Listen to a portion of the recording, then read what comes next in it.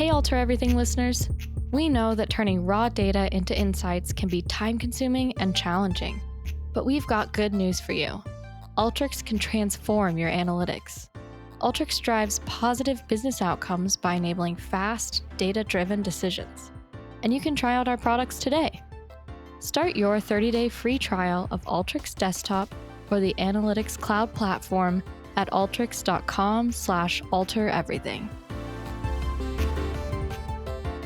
Welcome to Alter Everything, a podcast about data science and analytics culture. Do you ever see artificial intelligence in action in movies and TV and wonder, is this real? Is this possible?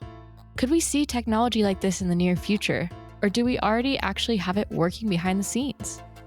Today I'm joined by my colleague Dr. Erica Reuter for a fun episode to discuss data science, technology, and AI in entertainment. She covers how technology portrayed in film and TV either works or could work from her deep background in the data science space. Let's get started. Well, hey, Erica, thanks so much for joining us today on the podcast. Excited to chat with you.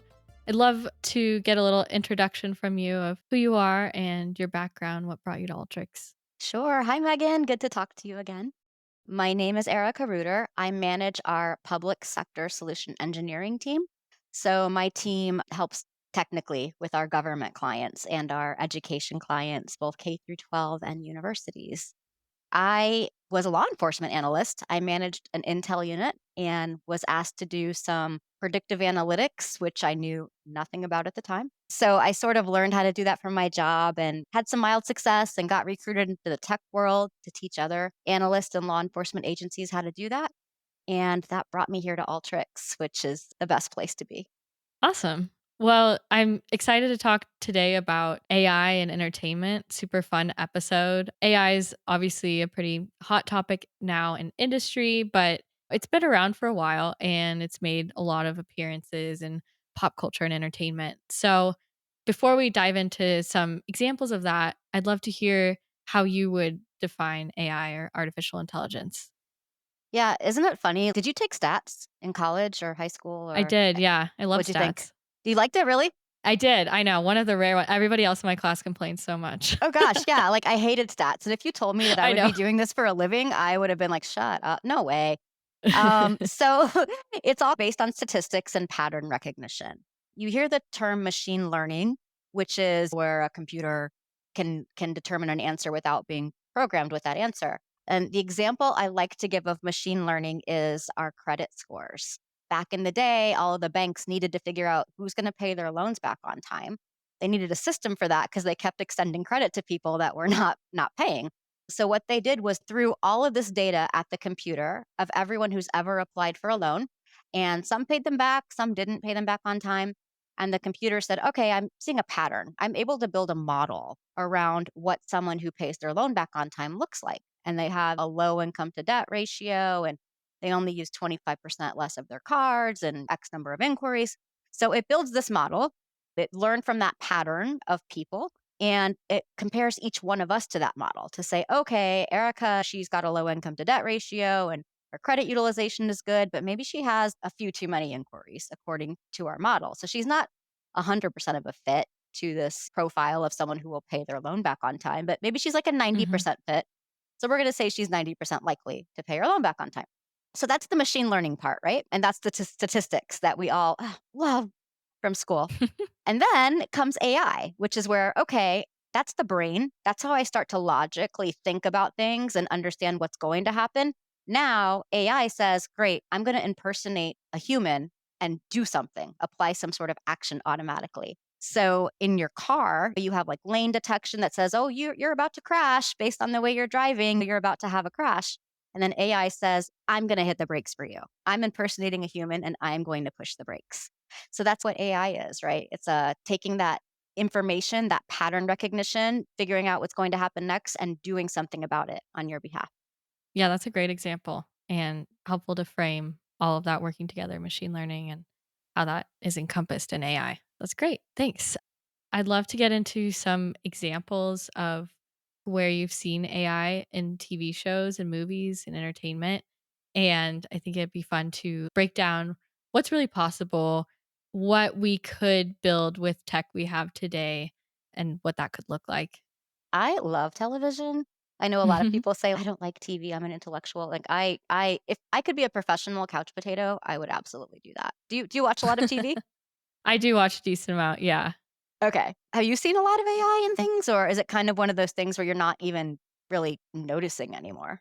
Yeah, I'll notice it sometimes. I gravitate towards more like sitcom type stuff, so it comes up a little bit less, but anytime I'm watching any kind of sci-fi or like Westworld, when it's really heavily talking about robots or AI, I get really intrigued. Yeah. Well, it's lurking in those sitcoms too, actually. So lately, we had this whole reboot phase where all these old shows from like the 80s and 90s, they're doing like a new version of it, right? Like Fuller House and Oh yeah. Roseanne and the Connors. I mean, I still see it going on and I see it with movies too. It's like Oh, yeah. bringing back the old concepts and revamping them. So I was looking through Netflix the other day and I saw that there's a reboot of Punky Brewster. You probably, I don't know if you've ever saw Punky Brewster, but it was this like spunky little show in the 90s about a little girl who got adopted by an older guy and them living together and whatever, fish out of water story. So they rebooted it. And Punky Brewster is now grown up and has kids of her own and is going through a divorce. And I think that might be the saddest sentence I've ever said in my life, that Punky Brewster is going through a divorce and she's starting to date. She's using dating apps, right? Dating apps to me are so interesting in terms of how they work and analytics, because if you can predict love and compatibility, what can't you predict? I feel like that's the Yeah. most random thing in the universe that would be so hard to build an algorithm around. Kind Right, of how it I feel, feels like the least scientific thing. Love. right? Doesn't it? Yeah. Yeah. So she was using Tinder, I think. Now, I'm older, obviously, because I've seen Punky Brewster, and I've been married for a while, so I've actually never been on Tinder, and I had some preconceived notions as to what it was and how it worked, and then as I was reading about it, I'm like, "Oh, I was off a little bit." Have you seen the app? Do you have friends who use it? Yeah, like, it shows you people that it thinks you're gonna match with, and then you say yes or no, and then can start a conversation, I think. Yeah. I thought it was just basically showing you a photo, and then based on whether or not you were physically attracted to that person and if they were close to you. I thought that's all it was. But I guess there's like a whole profile and interests and things like that going on Oh, as yeah. well. They Okay, get your I data. didn't know that. I thought it was purely just like a physical, oh, you look nice. It's not like that. As it turns out, it's using a couple of algorithms behind the scene and some really interesting machine learning and some really interesting analytics. I thought it was more simplistic, and I was looking at eHarmony, the Mhm. OG of dating apps. eHarmony was 450 questions when it came out. I didn't know Yeah, that. I'm like, you gotta really be serious. That's a time investment, right? That's like the SATs. And I think they got it down to 100 questions, somewhere in that range. But Tinder, what they do is you fill out your little profile. So it says Megan, and then it has like a vector. So Megan, seeking whatever gender, likes dogs, runs on the beach, whatever, right? So it's got like some characteristics about you after your name. So what happens is when you indicate your interest in everything, at first, Tinder is just looking for similarity. So your initial matches are just going to be people who have similar interests to you. Pretty Mhm. basic stuff. And then as you start to swipe, it starts to learn.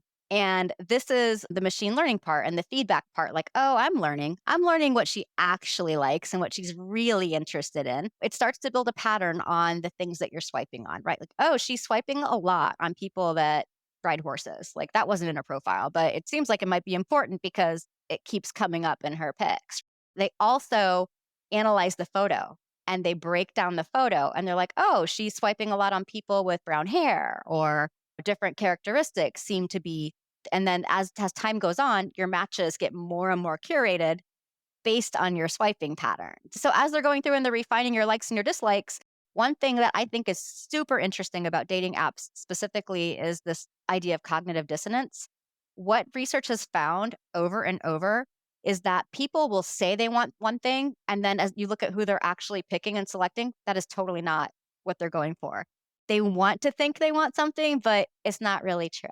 The data shows something different, yeah. Absolutely. Like it happens over and over. So they're doing that and they're analyzing the swipes and they're learning what your true things are and using that with your similarity to get you better matches as time goes on. So as you start to make more matches or not make more matches, they basically use reinforcement learning. And reinforcement learning is how self driving cars are taught. What happens is it runs an experiment. It says, hey, car, go drive. And a car drives and it drives like through a lawn, right? Or over a person or something. And the computer says, oh, I didn't realize they would do that. I never expected that. And there's like a rewards penalty system. With Mhm. every experiment, it's like, yeah, let's penalize you for leaving the roadway. And the car's like, okay, I get that. Next time I'm going to not do that.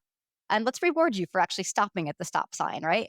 So it runs experiments, and through this series of penalties and rewards, it reinforces what the proper behavior is or the best possible outcome. Tinder does the same thing. And when Punky Brewster is going and looking for her match, at first, when she's out on the site, it's going to use a random photo that she submitted. And then the next time, a different photo, and the next time, a different photo. And based on how people are reacting to that photo, it's going to be like, this is the one. This is the popular one that is getting the best reactions. You're getting the most reward for using that photo. So through reinforcement learning, it's giving them better outcomes. And it's also looking at the people who are viewing the photo and things they might be looking for and saying, okay, well, there's something in this photo that they might not like. So, for example, let's say the best photo is like you with your dog. It might go and someone wrote, I'm a cat person. Maybe it'll like swipe that dog with a cat or take them out or something. So it goes through and makes the best of you, which I think is kind of amazing. I mean, it's like terrifying reinforcement learning. It would have to be for a self driving car like done in a lab because people would die. But for something like Tinder, the experiment's not that big a deal to go ahead and do it out in the wild, right? Yeah, definitely. Another show we were talking about in preparation for this Hmm. episode was The Good Place. Yes. And you had talked about that on a previous podcast. So would love to hear like the breakdown that you had about some of the quote unquote technology that was used in that. Yeah, isn't that interesting that there's AI in heaven or the opposite of Yeah, and what heaven, is perceived as yeah. right? No, the whole show is trippy in some ways for sure. So the good place is basically this idea that after these people have passed away, they go to either the good place or the bad place. And it follows these characters and their afterlife experience in the good place. In the good place, there are some assistants. There's the guy that builds the neighborhoods, the architect Michael, and he has this assistant named Janet. And you say, Janet, and she just appears out of nowhere. But you can beckon Janet just by saying her name, and she knows everything about everything. But she exhibits feelings or emotions a little bit, like she would pass the Turing test. There's episodes where she's doing different things. A lot of times it's just answering a question, right? Because she has been trained, she's been given a lot of content. So you ask her a question, and she's able to generate a pretty appropriate response to you. So she was like human chat GPT before chat GPT was released. Yeah, it reminds me of ChatGPT now that we have that, like, in our toolbox. It's like having a little Janet, but she doesn't dress all cute, then True. appear out of nowhere in the human form, but, That's similar true. concept. Maybe we need to make Aiden a physical being, Alteryx Aiden. It could be like a little boy or something like, hi, I'm Aiden. So Janet, she knows everything. I remember an episode where they wanted her to be a therapist. So she Mhm. went and she said, one moment, and she stared off into space. And then she said, okay, I'm back. I've read every book about psychotherapy ever published, ever. And I'm ready to go.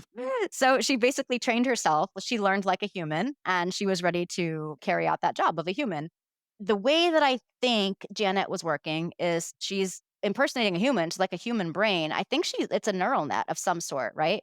And now we're talking about these large language models, which are all roughly based on neural nets, convolutional neural networks, or something of that nature, RNNs, CNNs. And what it's doing is, your brain, it's got all these little synapses and neurons that fire and communicate and process the information. Neural nets do the same thing. They get an input, and in this hidden layer, it's like running all these different combinations of these inputs to give you an output, a prediction or a decision or a reason. I was reading something else the other day about how every brain can predict the future. And I'm like, what's this all about? Because it was in a scientific Mhm. journal. And it said, yeah, if you drop a glass, what's gonna happen? It's gonna shatter. Oh wow, Yeah. you're psychic. Like like the glass shattered. You just predicted the future. Like if you drop a Mhm. glass, the glass will shatter. So they ran all these tests on people And they did them to say, okay, in the midst of an event, they stopped the tape and they said, what's going to happen next? And humans were like 90% accurate on what's going to happen next. I think it was people building Legos and things of that nature. What are they going to do next? What block are they going to pick up next? And then they ran it again at a conversion point where they switched from one activity to another and said, what's going to happen next? And people are 80% accurate in that. And it's the same idea of these neural networks that you learn by watching, by testing. The first time you run a model, typically you get not great results. And the neural net does that. And then it goes back and it says, okay, I'm off by this much because I'm learning based on past behaviors and past patterns. Let me go back and figure out where that error came from, where that disconnect came from. And let me correct for that. And let me do that again. And let me do that again. And let me do that again until we have a pretty decent model that can come out of it. Hmm. Because of that, they take a while to run and to train, but they're generally pretty accurate, super flexible, just like a brain. You can teach a person almost anything, good, bad, or indifferent. And the same thing with a neural net. It's fun to see it personified like in that show. It kind Yes, of brings it to life by making it look and seem like a human, but the whole concept of neural networks is really interesting and really complex when it's in papers, but then when you see it play out, it's pretty cool. that whole idea of getting better with time, these feedback loops, these ways of Yeah. learning, the way the neural nets work. And she starts to learn emotions.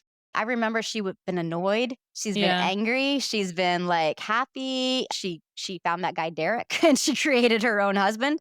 So, I mean, that's the whole thing with, like, bias and with robots and with AI is that there's humans teaching them, so they start to learn things from humans too, which can be good and which can be bad, and imperfect creators create imperfect objects. All depends on the data that's fed in. Right. In your mind, how would some of the Alteryx products that we have and initiatives like Aiden fit in with this conversation or what possibilities there are? In terms of generating things, that's where Aiden comes in. And we already have our magic documents type stuff out. So you do an analysis or you upload some data, and the computer says, oh, cool, I see this. This is what I see in your data, your patterns, your trends. Let me generate a PowerPoint message for you. Let me generate a text message. Let me generate an email. And it creates that first draft for you. And then you can go through and tweak it. For people like me, that's amazing because I feel like starting that email, starting that text, that's the hardest part, right? So it gets you Yeah. past that blank canvas where you can just go through and edit from there and make it look the way you want. So I think that's super cool. But they have AI Studio coming out pretty soon, which is also going to have more of that large language model capability in it. I Mm. haven't seen the beta yet. I've only read about it, but I'm really excited because it sounds like it's going to have all of the advantages of OpenAI, all of that great technology, but in a private controlled way. So enterprises can use it and really reap the benefits without having any privacy concerns. Yeah, I'm really excited for that one too. Excited to see also just like how customers end up using it to save time and everything. Mhm. I do love the idea you said earlier of having a little guy named Aiden that we Right? a little assistant Like we'll have to Clippy. tell Remember the clip art y little guy, Clippy? yes. I think about Clippy quite often as I'm Do you really? writing. I really do. I think that whole thing was so funny, and the first, yeah, little AI assistant in Microsoft Word. So great. That's Anyway, awesome.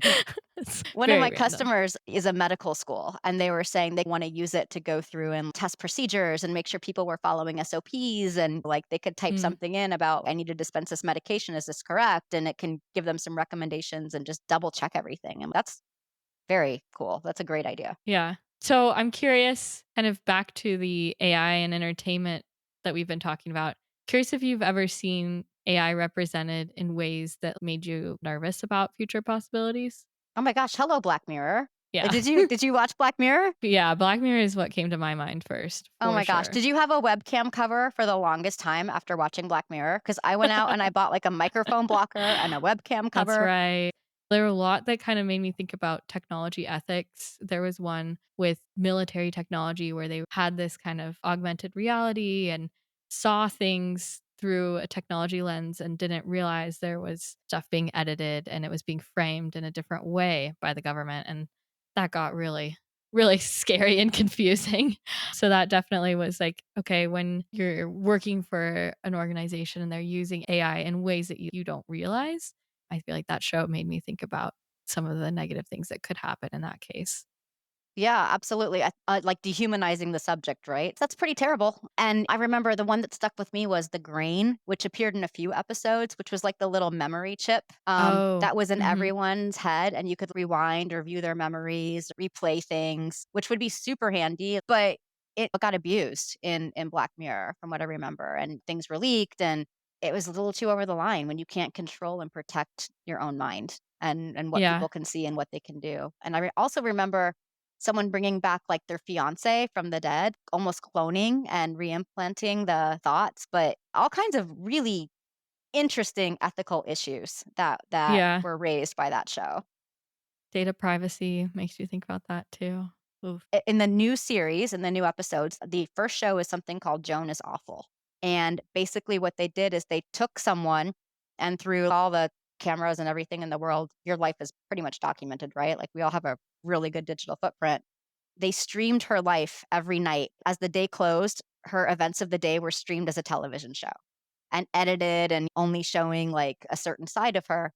And when she went to complain, they're like, "No, you didn't read the fine print in your 6,000 page cable subscription to whatever. You gave us the rights. You sold your rights to your life." And I can absolutely see stuff like that happening, where terms and conditions are just like little things being popped in there. And now we have the power to do crazy stuff. It's just our ethics that's stopping us from doing it. Yeah, maybe we need AI assistants to comb through those terms and conditions for us. Look for red And pull flags, out, hey, this is an anomaly right here. I compared this to all the other terms and conditions right? and a little concerned.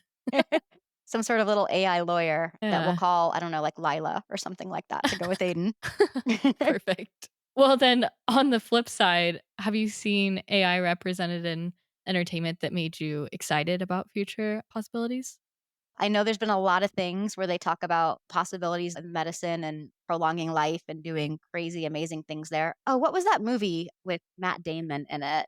Elysium. I think it was called Elysium. And it would scan you and cure you of all of your ailments. So there was a little girl with cancer or something like that who was terminal.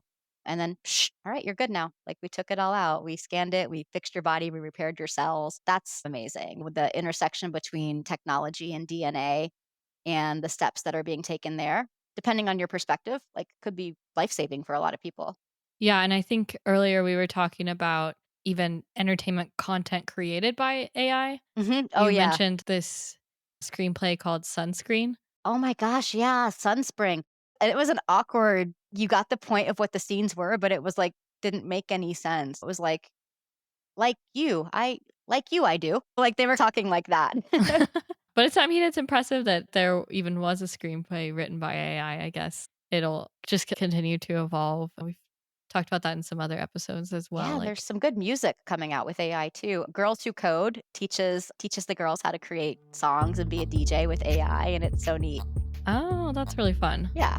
I love that. Thanks for joining us for a fun episode, a little change up from our normal, and for providing your commentary on different ways that we see AI and just even broader technology represented in entertainment and what that can really look like when you drill down into the science of how those things work. Yeah, thank you so much for having me. It's been fun.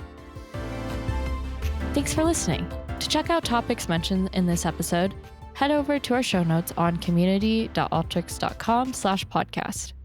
Also, we would love to hear from you in our short engagement feedback survey. Click the link in the episode description wherever you're listening to let us know what you think and help us improve our podcast. See you next time.